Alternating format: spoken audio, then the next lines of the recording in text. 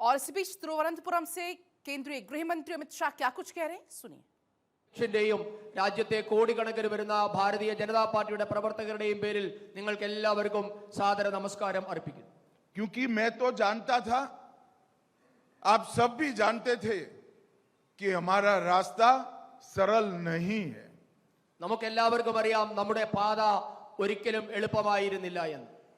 केरल में कमल खिलाना ये सरल नहीं है. കേരളത്തിൽ താമര വിരിയുക എന്നുള്ളത് എളുപ്പമുള്ള കാര്യമല്ല. न हमारे पास सत्ता थी न ताकत थी. നമ്മുടെ കയ്യിൽ അധികാരത്തിന്റെ ശക്തി ഉണ്ടായിരുന്നില്ല. हमारे पास था तो आइडियोलॉजी को समर्पित कार्यकर्ताओं की पूंजी हमारे पास थी. നമ്മുടെ കയ്യിൽ ആകെയുള്ളത് ആദർശത്തിൽ അധിഷ്ഠിതമായ ലക്ഷക്കണക്കിന് പ്രവർത്തകരുടെ സമർപ്പണം മാത്രമാണ്.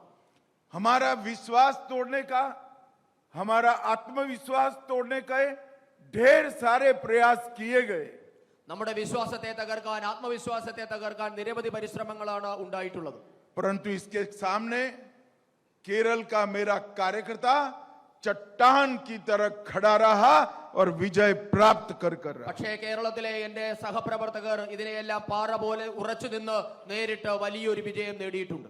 इसलिए इस हॉल में बैठे हुए सभी लोगों से मेरी विनती है कि केरल भर के बूथ तक फैले हुए सभी कार्यकर्ताओं के लिए एक बार जोर से ताली बजाकर उनका स्वागत करिए. അതുകൊണ്ട് ഇവിടെ കൂടിയിരിക്കുന്ന എല്ലാവരോടും ഞാൻ നന്ദി പ്രകടിപ്പിക്കുന്നു. ഒരിക്കൽ കൂടി കേരളത്തിൽ നമുക്ക് ഈ വലിയ വിജയം സമ്മാനിച്ച എല്ലാവർക്കും വേണ്ടി ഉച്ചത്തിലൊരു കയ്യടി കൊടുത്ത് നമുക്ക് തുടങ്ങാം.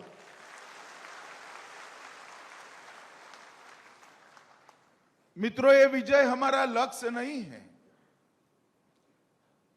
സുഹൃത്തുക്കളെ, നമ്മുടെ ലക്ഷ്യം ഈ വിജയം മാത്രമല്ല. लक्ष्य तक पहुंचने का एक पड़ाव है. നമുക്ക് ലക്ഷ്യത്തിലേക്ക് എത്താൻ ഇനിയും പടവുകൾ കയറേണ്ടതുണ്ട്. हमारा अंतिम लक्ष्य है कमल निशान की केरल में सरकार बनाना, भाजपा का मुख्यमंत्री लाना. നമ്മുടെ ലക്ഷ്യം താമര അടയാളത്തിൽ വിജയിച്ച് കേരളത്തിന്റെ ഭരണം നേടി കേരളത്തിൽ ഭാരതീയ ജനതാ പാർട്ടിയുടെ മുഖ്യമന്ത്രി ഉണ്ടാവുക എന്നതാണ്. हमारा लक्ष्य है केरल को पूर्ण विकसित बनाना. നമ്മുടെ ലക്ഷ്യം കേരളത്തെ സമ്പൂർണ്ണമായി വികസിപ്പിക്കുക എന്നതാണ്. केरल को देश विरोधी ताकतों से सुरक्षित करना. ദേശദ്രോഹികളിൽ നിന്നും കേരളത്തെ സംരക്ഷിക്കുക എന്നതാണ്. और केरल के अंदर जो सदियों से आस्था की ताकत है, वो आस्था की ताकत की भी रक्षा करना. കേരളത്തിൽ വിജയം മാത്രമല്ല, लक्ष्य तक पहुंचने का एक पड़ाव है. നമുക്ക് ലക്ഷ്യത്തിലേക്ക് എത്താൻ ഇനിയും പടവുകൾ കയറേണ്ടതുണ്ട്. हमारा अंतिम लक्ष्य है, अब केरल की जनता भी मानती है कि तीनों काम यूडीएफ और एलडीएफ नहीं कर सकते हैं. केवल नरेंद्र मोदी जी के नेतृत्व में एनडीए ही ये काम कर सकता है.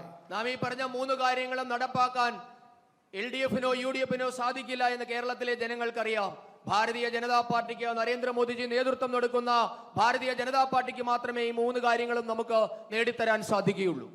नरेंद्र मोदी जी ने देश के सामने 2047 तक, 2047 तक इस देश को विकसित भारत बनाने का स्वप्न रखा है. 2047 ആകുമ്പോഴേക്കും ഈ നാടിനെ ഒരു വികസിത ഭാരതമാക്കി മാറ്റുക എന്ന ലക്ഷ്യമാണ് നരേന്ദ്രമോദിജി നമ്മുടെ മുൻപാകെ വെച്ചിട്ടുള്ളത്. मैं आज केरल की जनता को कहने आया हूं, विकसित भारत का रास्ता विकसित केरलम होकर ही जाता है.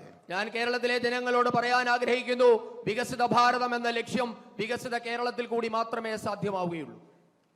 एलडीएफ और यूडीएफ के मैच फिक्सिंग ने अपार संभावनाओं वाले इस राज्य को स्थगित कर रख लिया है.